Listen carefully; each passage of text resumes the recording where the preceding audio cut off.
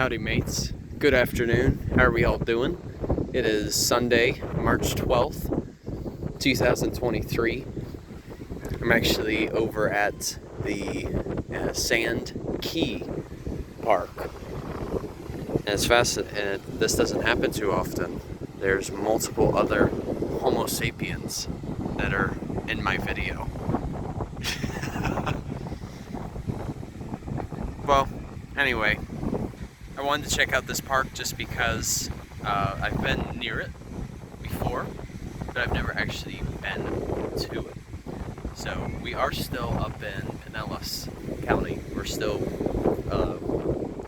we're basically just past here behind me with those high rises. You're seeing Clearwater. And neat thing about Clearwater is it was actually at Clearwater Beach where I for the first time in my life, which was just over 10 years ago. Basically, prior to that, if we ever saw the ocean in Florida, some of my family and I, we would always go over to the Atlantic coast. At least from what I can recall, anyways, where we would go to Orlando all the time. So it's driving by Clearwater. Granted, it's freaking busy. It did bring back some memories. Really, the reason why I wanted to make this video is given that now we are approaching March, we're going to soon be approaching the time of year where we're going to have different species of shorebirds that will be breeding. You know, some of them will be traveling from up north, and then some even from down south. So it is that time again. So some species that have been found to nest, at some of these beaches can include, but not limited to, black skimmers. I wish I could show them visually, but black skimmers, they have like an orange bill that's kind of shaped at like a downward curve. And that is the case because what they literally do is when they hunt, they're literally skimming above the water to catch their prey. Now, they basically have like a Halloween theme color. So the orange bill, black plumage along its back and even its head, and then sort of like a white face.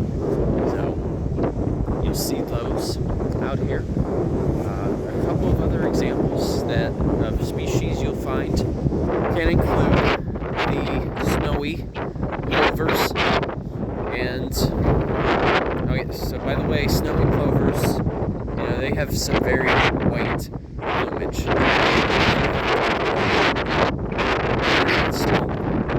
Probably like their body height might only be, I don't know, maybe 6 inches. They don't grow that. They don't grow that much.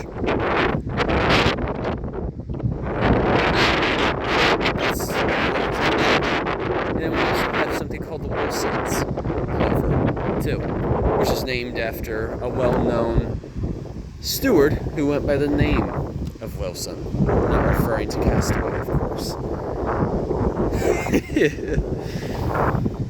But Mr. Wilson was one of the contributors who helped form the Ornithological Society, and so it's named after him.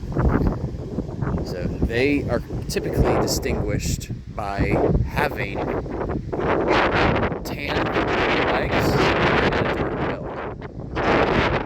And they do have more brown plumage too, in addition. So that's the point. All of these species that I speak of, they're all considered to be threatened too, due to various reasons, such as habitat loss. To be honest, when we see a bunch of this development, with the high rises especially, a lot of this vegetation that we do see sacrificed. And essentially, those bird species really have nowhere for them to nest. Or what some of them will do is they will use gravel rooftops as a substitute. And that honestly isn't always the best option either. So the point is, really, since much of the breeding of these shorebirds, take place from basically March to August, a lot of this protected area is going to be marked off. So when we do approach that time, please, please, please do not walk or tread through this type of habitat, because you have the possibility of disturbing the nests, and that will prevent the next generation to hatch. And for another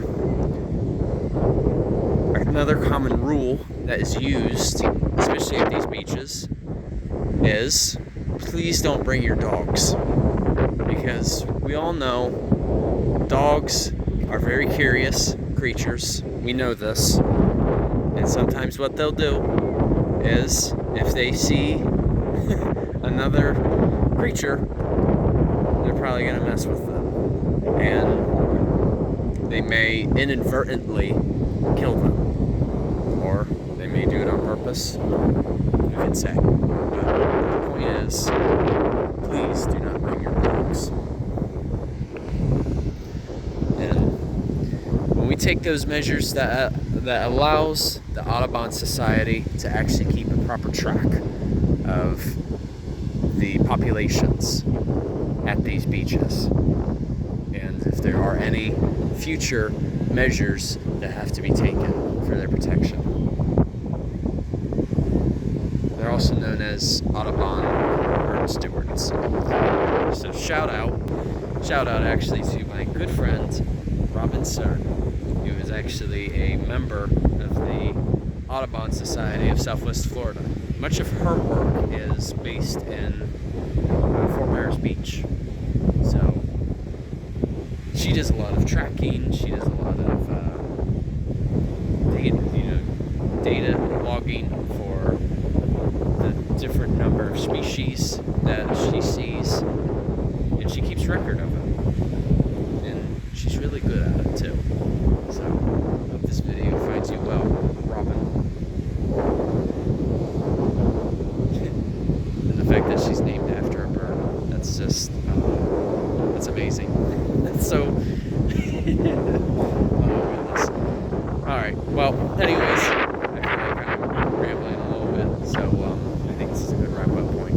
So, alright you guys, take care, enjoy your weekend, and journey on a journey.